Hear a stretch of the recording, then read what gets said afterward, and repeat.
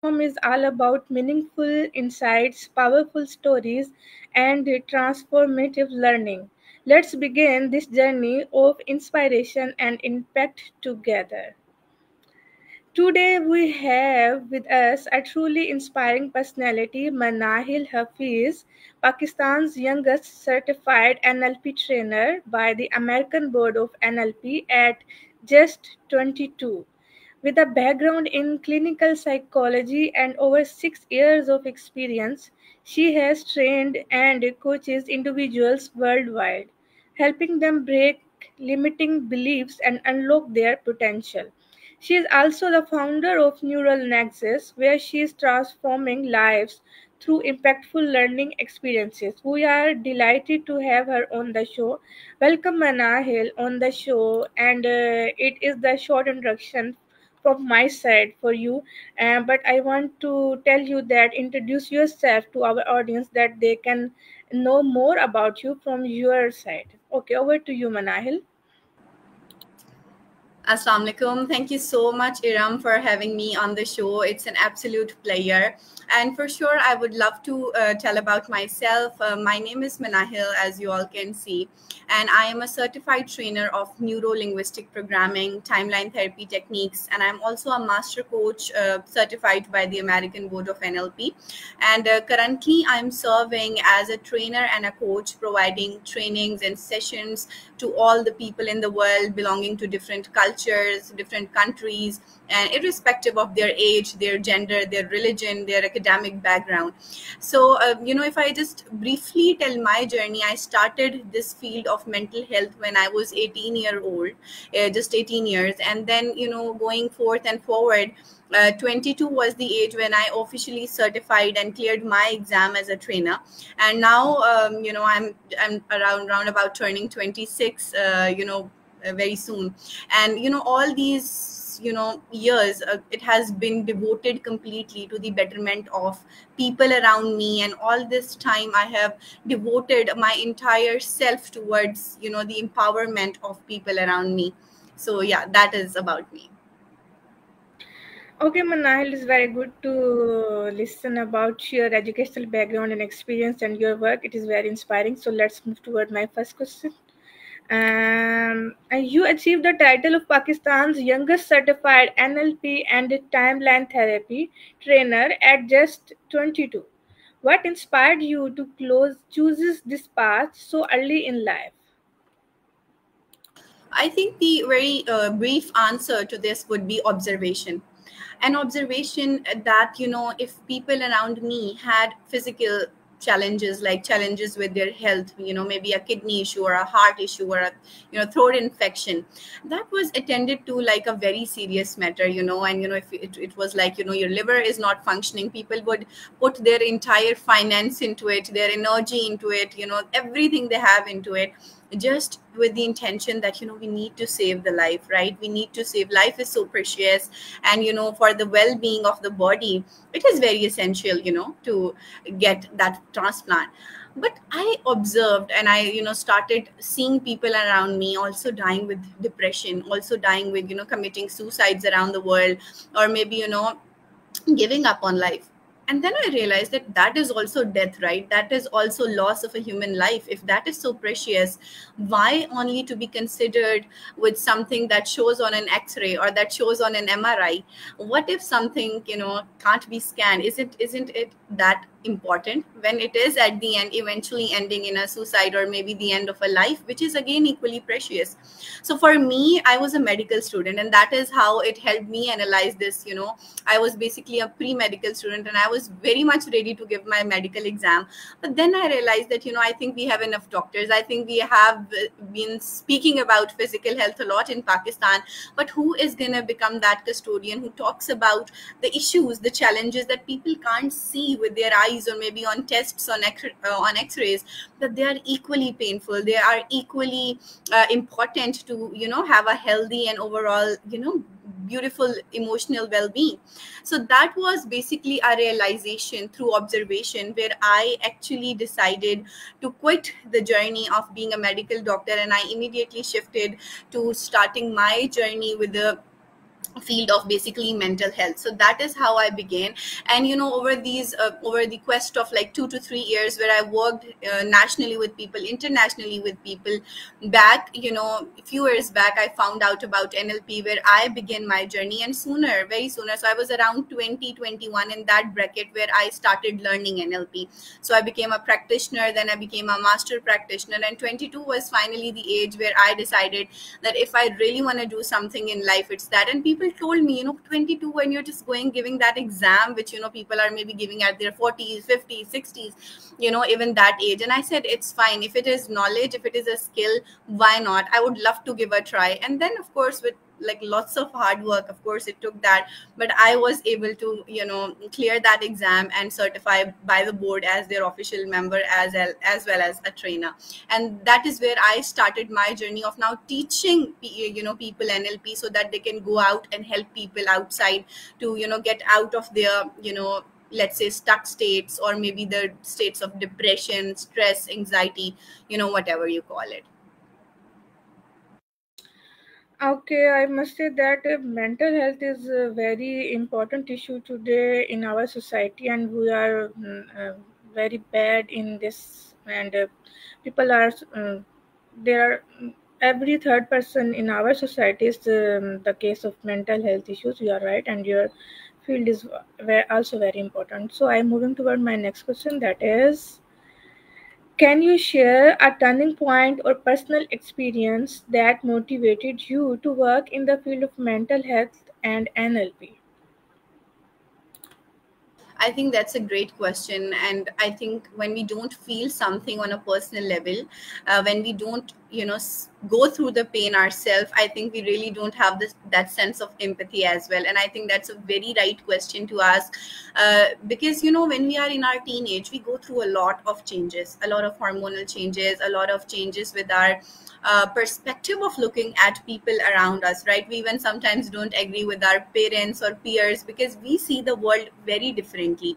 And that is, I think, a very sensitive age, I would rather say, where you're deciding your careers, you're deciding how you want to be as a person, what kind of a personality you want to take forward in life.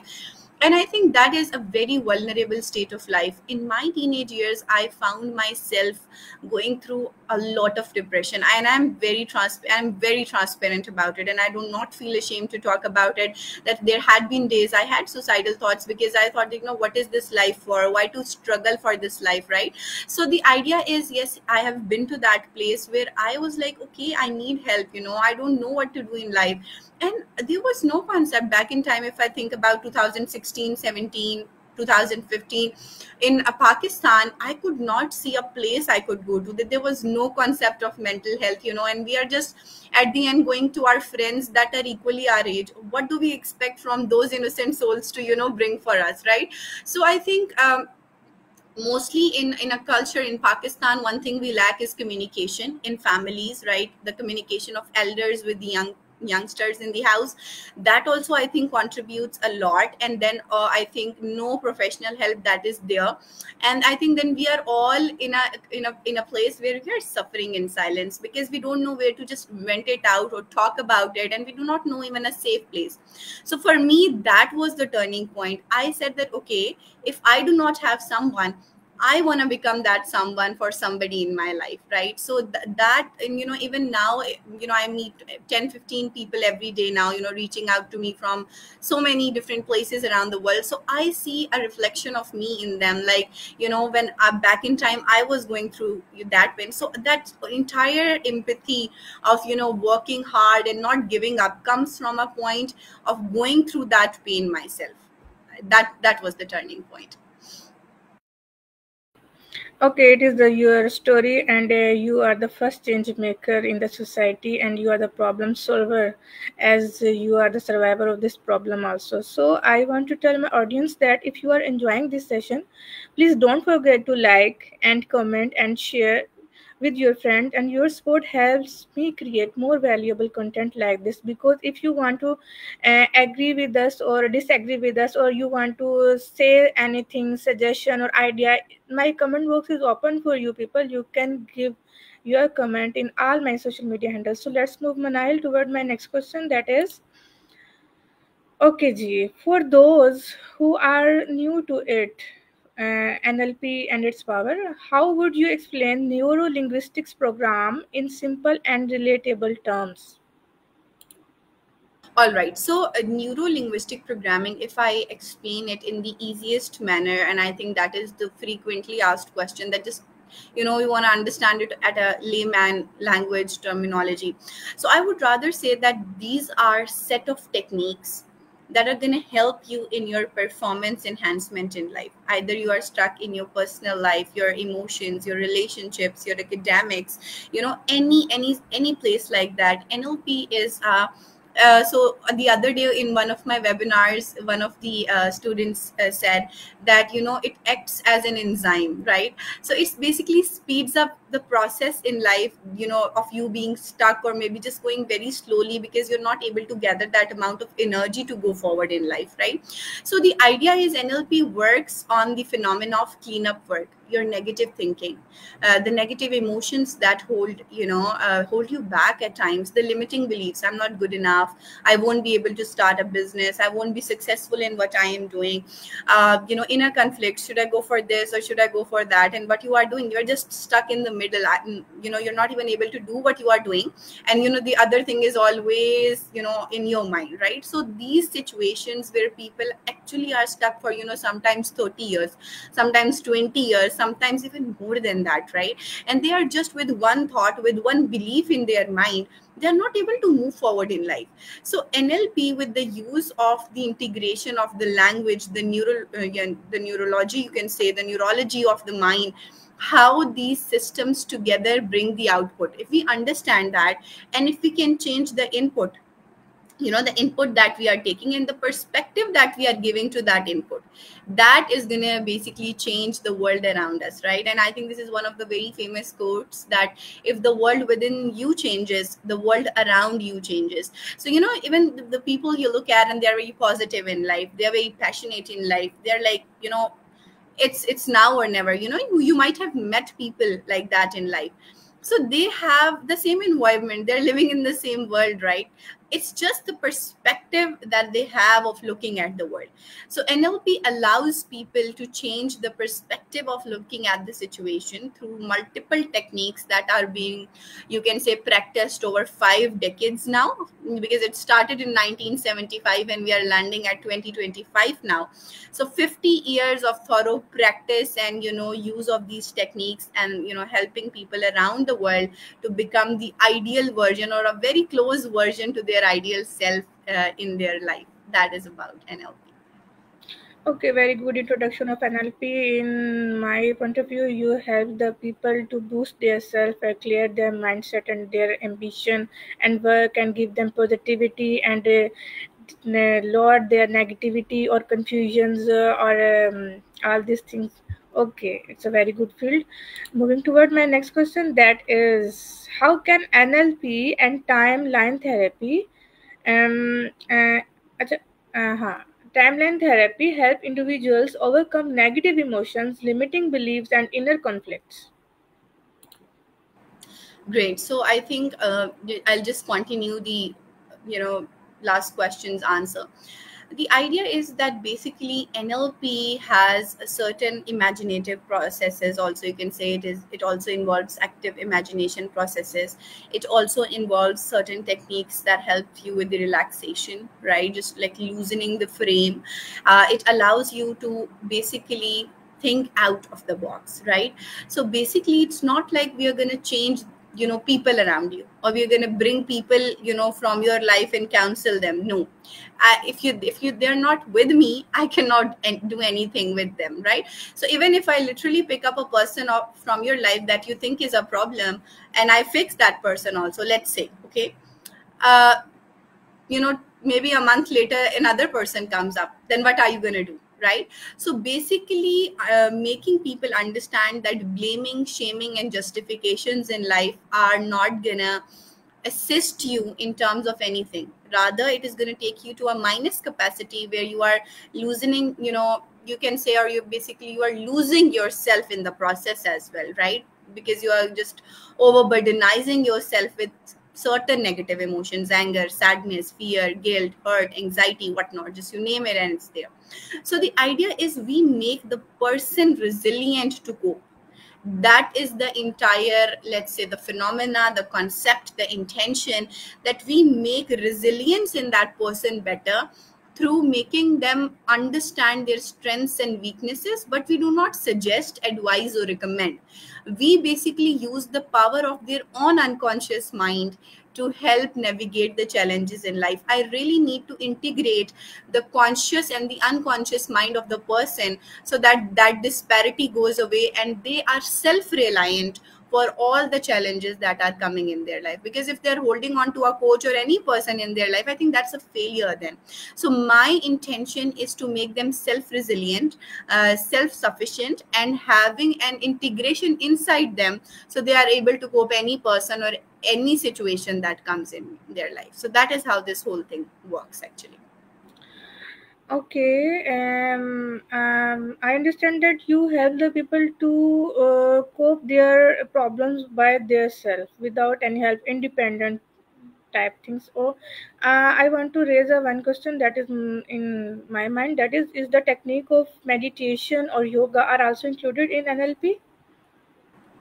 Not exactly, because I think these are more related to the physiological aspect. If you ask me, do they have an impact? Yes, because if we shift our physiology, that does have a significant impact on our overall state and our, internal representation, basically our set of thoughts. For example, if I go on a walk in the morning, that allows my body to calm down, release certain good hormones, and that allows me to feel better. And then, at that point in time, I will have a better feeling about things around me. But see, the problem lies inside, right? The challenge, the root cause, let's say the way of thinking, which is not giving me results, is still there. Okay. So yes, yoga, meditation can allow a beautiful temporary relief. And if coupled with NLP, it can really assist you to basically keep that process going on. But if you look at NLP, I would rather say it's a very effort based process, and it really kicks you out of your comfort zone, because there is a lot of acceptance that you need to do, and there is a lot of accountability that you need to put into the process, basically, to make things happen. So I would rather say that NLP is a very intellectual process. It's something that the client is very much aware of. It is not like, Iram, that I am doing something onto you, but rather I tell my clients that, see, it's going to be a very much collaborative process. It's 50% me and 50% you, and in that 50-50, we each of us need to give 100%. So all these, there are basically certain scripts, right? There are proper made scripts. And what are those scripts? Those are powerful questions, right? And those powerful questions allow the client to make connections at the unconscious level, to create new neural connections, which allows them to have a better mindset and eventually a better and a different behavior that is more empowered. Very inspiring answer. My next question is, it is about the next neural nexus. Neural nexus focuses on impactful learning experiences. What makes your institution unique compared to others in this field? All right. So basically, when I started Neural Nexus, there was a vision and there was a mission, because I think there are lots of NLP institutions out there in the world. And I've worked with certain prestigious ones, and I'm, alhamdulillah, very proud of it, because, it makes you learn and everything. But the purpose of creating Neural Nexus and, that foundation was to set some core values, which internally align a lot with me. So I love NLP. I love the way it works. But I feel like every person brings their own flavor into this process. Every person brings their own love for the process, which adds a lot of different value, right? So if you take training from one trainer and then another trainer, you will understand NLP very differently. So me creating Neural Nexus with a vision that I want to empower people with the value that you stick to, very much like honesty was something very important for me. Living through NLP, like, if I am teaching NLP, I would give what I am doing every day in life, right? So I wanted my students to look at a person who in real life lives, breathes, eats and NLP, right? Do you get the point? So it's basically somebody who not teaches NLP just as a concept, just as a training that people can add into their CVs, but rather something that they live by, that they believe inside. And there are people that work very nicely, but then you see, like, if maybe I sit at that chair, I feel like I resonate a lot more with NLP.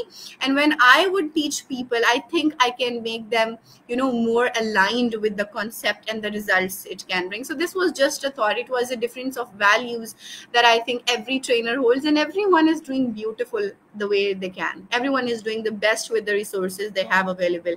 But my intention was to bring my values, my love for NLP, the way it transformed me. So if you see that Manahil, who was there back in 2015, back in 2016, I think it was a completely different person, a 360 turn. And I would be very much proud to give 100% credit to NLP, and I'm grateful to Lord for showing me this pathway, because sometimes we are determined to work hard, but we don't know how.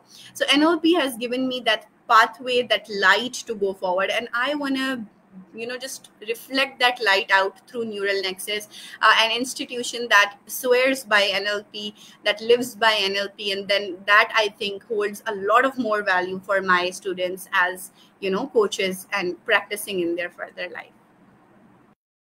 Okay, you understand the concept of your institute or your vision very well. I am moving toward my next question, that is, you offer multiple international certifications. How do these accreditations help your students in their personal and professional growth? Again, this is a wonderful question, and I think this is going to add value to a lot of people who might be wondering how they can get help from this concept. First thing I always say is, you cannot pour from an empty cup. I emphasize this a lot everywhere that I go. So before putting maybe just 5 more certifications into your resume, something that is very more important and something that is going to stay with you is who you are. The maximum time that you spend in life is with you, your own self. So the relationship that needs to be thoroughly worked on is the relationship that you have with you. That's very important.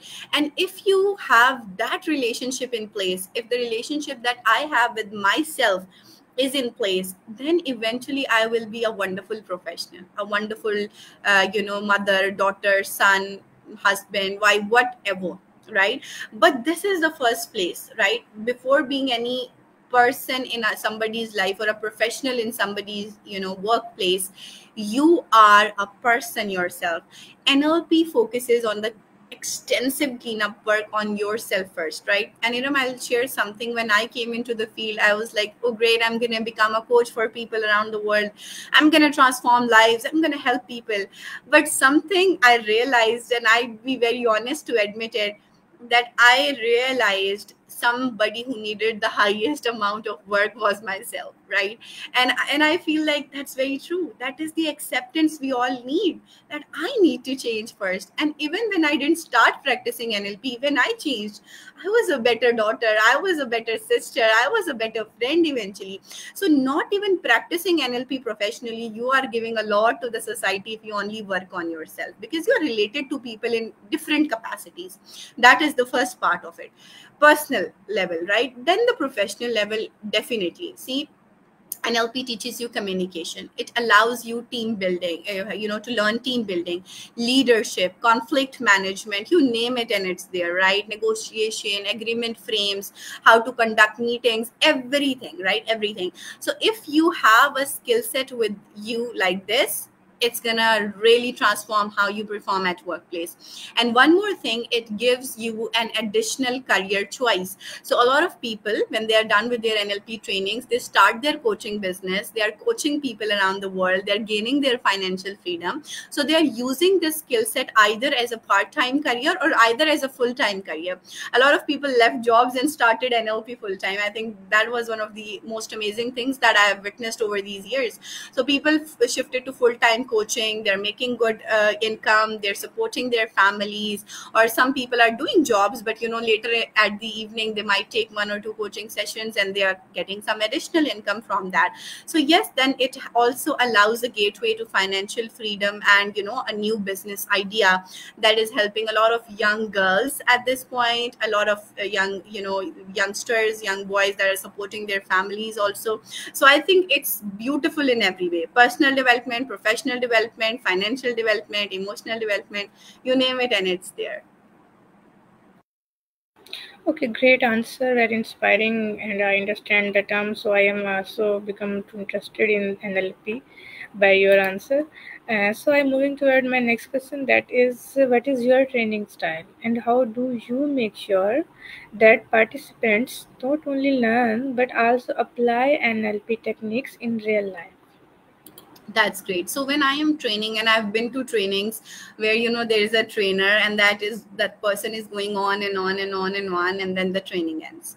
I think that has been a place where I think people with such great amount of knowledge, even I would rather use the word, even fail to, let's say, deliver, because people have short attention spans, right? 10-15 minutes they're lost. Okay, so the idea is, what I learned through my years in the training industry is to engage people over and over again, holding them accountable, right? It's not more, of course the content is important, the quality of content is important, but what is equally important is to engage people into that content.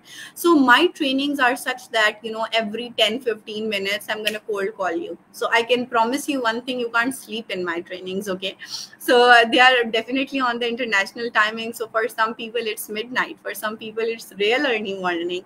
So I need to make sure that if I'm delivering such an intense training, every mind is running with me, not walking, running with me.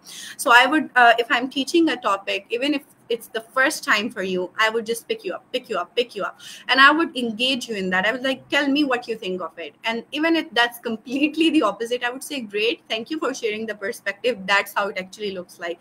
Now that person doesn't forget, right? So I make sure I do not take very huge batches. I work with a limited set of people so that I can give them full quality time.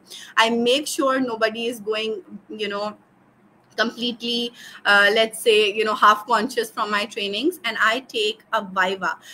That's not part of the official process by the board, but I have included that, a verbal evaluation process. I do not sign your certificate if you are not, and what do I ask in that? How will you apply this in your real life? How do you resonate with this concept? So I think this. And then in my trainings in level 2, that's the second level, if you do not go through each and every intervention yourself first, I do not sign your certificate to practice it with any single person. So you have to submit a proper coaching report with me, where you have completely mentioned that I went through this first as a client, then I did this as a coach with the participants that we pair them with, right? And once I get this two-way coaching cycle, only then I sign their certificate, and then we keep following up. We want them to, so in my trainings, the revision is free of cost. So once you have done any level with me, you can come and recap it again and again, free of cost, for a lifetime. So this is something that I have incorporated, and the only intention behind that is I want people to become experts in the field. Skills are only made better when practiced very frequently. So when they're coming, and we keep a check on them, like, where is your social media handle, what clients are you taking, what are you doing? So we have a very close amount of people. We don't have thousands of people there. We are working with small sets, but we are now focusing on the quality only. So I think that answers the question. Very well answered, Manahil. Okay, I am moving toward the section of vision and advice. What is your vision for NLP and mental well-being training in Pakistan in the coming years? I think, if I look 10 years back, I would rather say that mental health was a concept unknown. And it was a concept that, held a lot of, let's say, myths with it, right? And even me starting the journey was a battle itself, because, your family doesn't understand in the first place that, what are you stepping into. Back in time, if you look at, 2016, 17, 18, those were not the years for mental health, if, like really. But now, over the time, of course, when my family, my friends, people around me, they saw me working, they saw how the impact was getting. I saw such a huge change in the way they looked at mental health. My siblings have done NLP, my husband has done NLP, my sister-in-law has done, everyone around me, they're now coming into the field because they're seeing the impact, right? My best friends, people around me, my friends, my colleagues, they've all stepped into this field now. I feel like this is the highest impact because first we are answerable for the people around us. If we create an impact, they are the first ones influenced positively, right? So the idea is this has basically become better over the years when people have started seeing the impact with the right people working in the field. I think that is something I would really say. So and I would rather say alhamdulillah, over these years I've seen mental health growing, and I really see a very bright future because I think now there are certain people that have started working beautifully, right? They have started taking mental health very seriously, first as the ambassador of mental health. That was not happening back then, right? So I respect it, and that respect reflects now.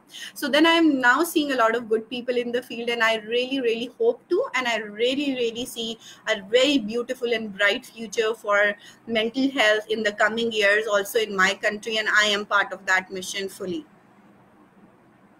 Very inspiring answer, Manahil. I am moving toward my last question, that is, what advice would you give to young people who want to explore careers in personal development, mental health, and NLP?